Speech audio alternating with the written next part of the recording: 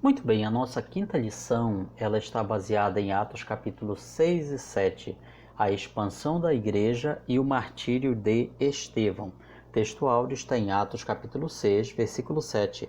Crescia a palavra de Deus e em Jerusalém se multiplicava o número dos discípulos. Também muitíssimos sacerdotes obedeciam à fé. Ponto interessante esse.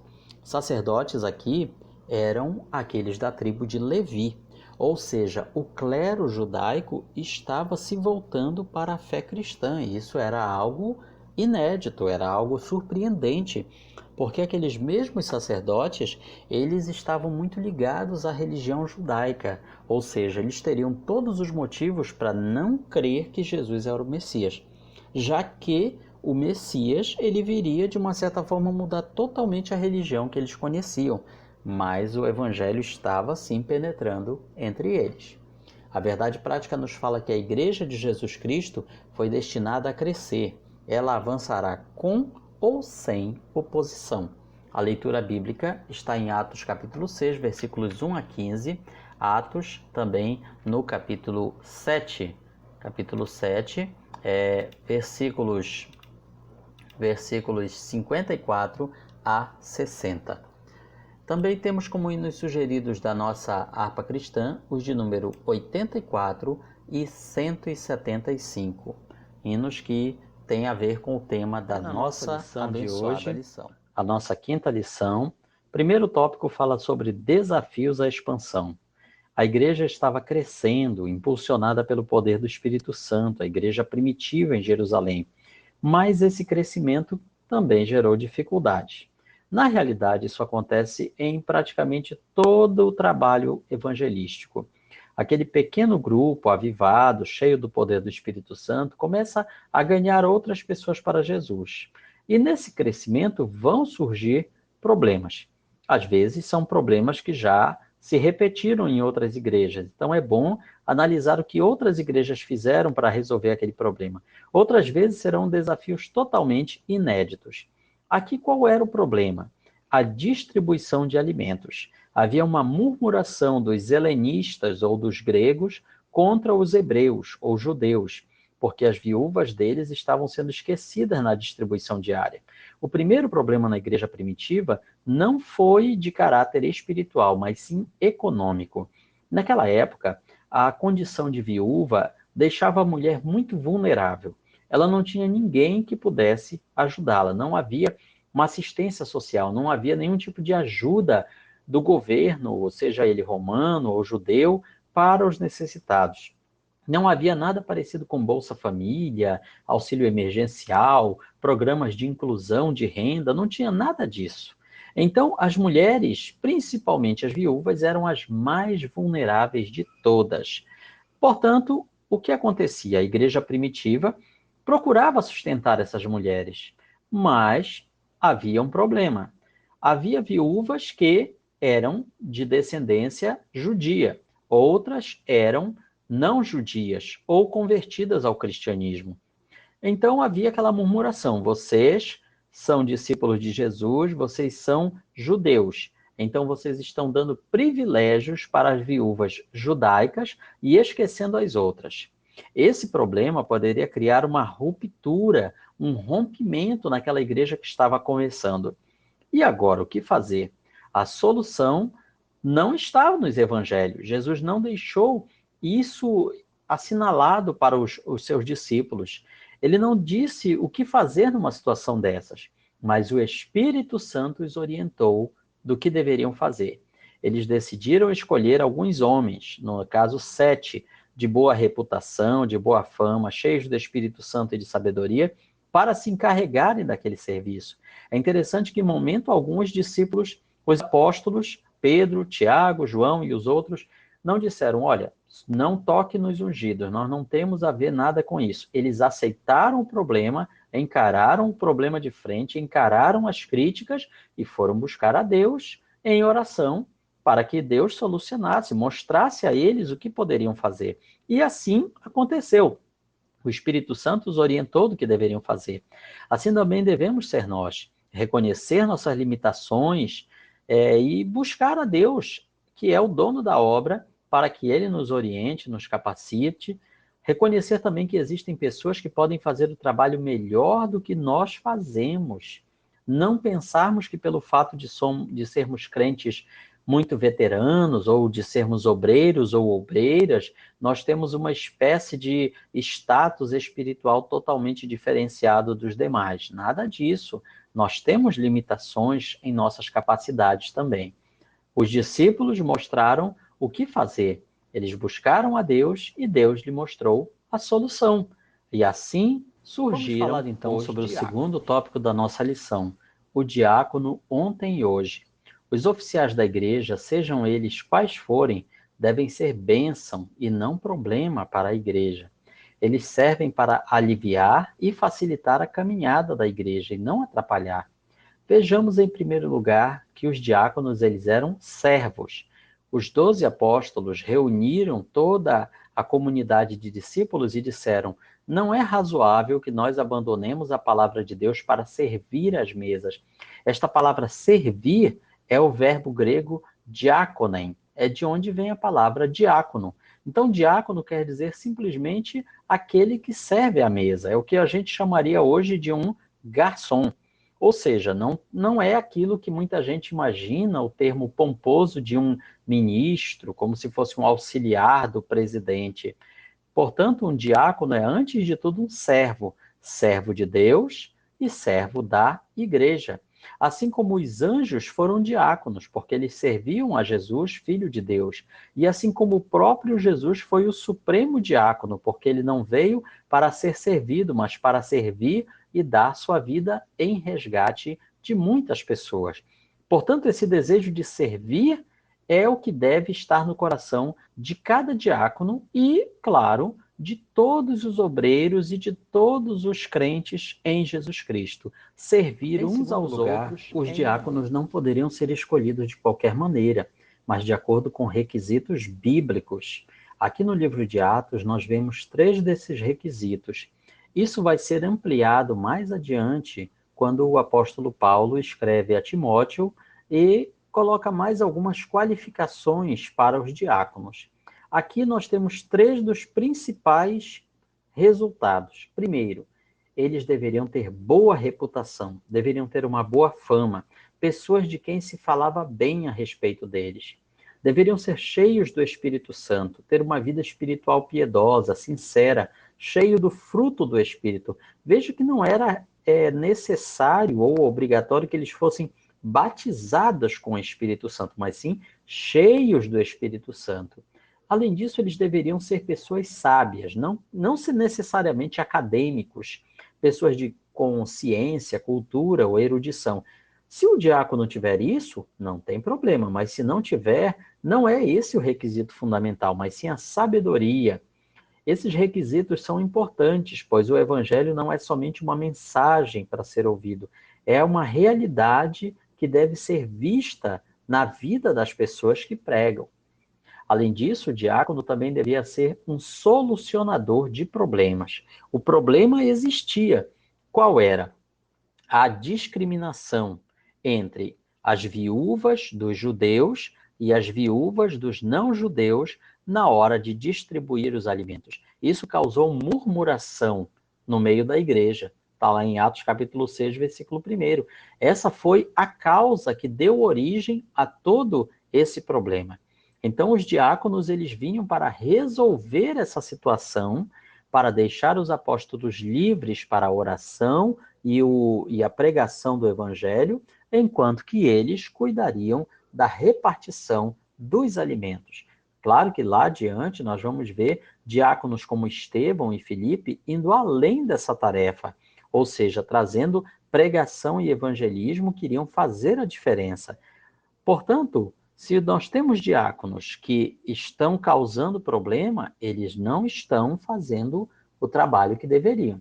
O diácono, antes de tudo, ele deve ser alguém que resolve, que soluciona os problemas conforme eles vão surgindo no meio da igreja. O sermão e martírio de Estevão está narrado em Atos capítulo 7, versículos 1 a 60. Essa é a terceira grande perseguição contra a igreja relatada no livro de Atos. E toda vez é relacionado com o avanço do evangelho. Estevão se torna não apenas um dos diáconos, mas também o primeiro mártir da Igreja de Cristo, o primeiro a morrer pela sua fé. Só que, ao mesmo tempo, esse acontecimento trágico leva à expansão geográfica da igreja, porque até então a igreja primitiva estava restrita ali à cidade de Jerusalém e seus arredores. Ela tinha tudo para se tornar apenas mais uma seita judaica, e não era isso que Jesus queria. O evangelho tinha que ir além das muralhas de Jerusalém, tinha que ir além das fronteiras de Israel. Mas para isso precisava haver um bom motivo que levasse os crentes a saírem da sua zona de conforto. E o motivo foi essa perseguição iniciada com a morte de Estevão. Um parênteses interessante é que alguns grupos religiosos entendem que a morte de Estevão marcou o final das 70 semanas de Daniel. Aqui é uma curiosidade. Segundo esses grupos, a morte de Estevão teria acontecido no ano 34 depois de Cristo e seria justamente completaria os 490 anos das 70 semanas. O problema com essa linha de interpretação é que não existe datação da morte de Estevão. Nós não temos como determinar quando ocorreu, em que ano ocorreu. Não existem fatos históricos, nomes de reis, de sacerdotes ou de outras fontes históricas que a gente possa determinar que a morte de Estevão aconteceu no ano tal, no ano X. Não temos. Portanto, utilizar esse evento como sendo o final das 70 semanas fala sobre o sermão de Estevão, que foi a defesa desse diácono, desse valente diácono, diante do Sinédrio, seria a espécie de Suprema Corte, Supremo Tribunal daquela época. Eles foram vencidos na discussão, os seguidores do judaísmo, caluniaram Estevão de blasfêmia, de rebelião e outras coisas, e o levaram diante do Sinédrio. Ali ele fala defendendo a sua fé e também deixando uma das maiores defesas do Evangelho. É interessante a gente notar que a acusação contra Estevão era totalmente falsa. Assim como hoje também as pessoas caluniam, difamam os crentes em Jesus com falsas acusações. Às vezes até mesmo familiares e amigos, de uma hora para outra, são usados pelo maligno para acusarem os servos de Deus daquilo que eles próprios acabam fazendo. Eles cumprem aquele lema: acuse-os do que você é e do que você faz. Assim também acontece em todos os lugares, não somente naqueles lugares onde há uma perseguição aberta aos crentes, mas até nas sociedades chamadas liberais, democratas, nós vemos os servos de Deus sendo rotulados como conservadores, fundamentalistas, radicais, quadrados e outros adjetivos que servem para diminuir, desqualificar, coisificar, ou seja, tirar a natureza de ser humano dos servos de Deus e transformá-los em inimigos da sociedade. Isso já aconteceu antes na história da igreja e acontecerá de novo. Portanto, devemos estar preparados para essas falsas acusações, que, aliás, é uma marca registrada do maligno. A palavra Satanás quer dizer justamente adversário, acusador. E ele acusa os servos de Deus de dia e de noite daquilo que nós não fizemos. Acusa do que fizemos e do que não fizemos também. O segundo item fala sobre a rejeição ao Espírito Santo. Estevão joga na cara daqueles religiosos que eles eram homens de dura cerviz. O que é isso? Pescoço duro, não queria dobrar a cabeça, incircuncisos de coração. Para um judeu daquela época, ser chamado de incircunciso era uma das maiores ofensas. No caso, eles eram circuncidados na carne, mas não eram circuncidados no coração e resistiam ao Espírito Santo. Assim como fizeram vossos pais, disse Estevão, assim vós o fazeis. Isso nos mostra que é possível a pessoa resistir à ação do Espírito Santo. Existem pessoas que endurecem o seu coração de tal maneira ao chamado de Deus, que faz aquele chamado ao arrependimento da pessoa, que elas não têm mais salvação. Elas blasfemam contra o Espírito Santo e acabam se tornando pessoas afastadas de Deus. Ele vem mostrando como a história de Israel foi uma história de rejeição.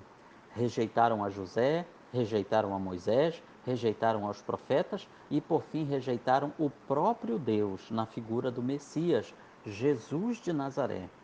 Veja que aqui o sermão de Estevão endurece muito mais do que antes. Ele acusa na cara mesmo, sem meias palavras: vós vos tornastes traidores e assassinos, traíram e assassinaram Jesus.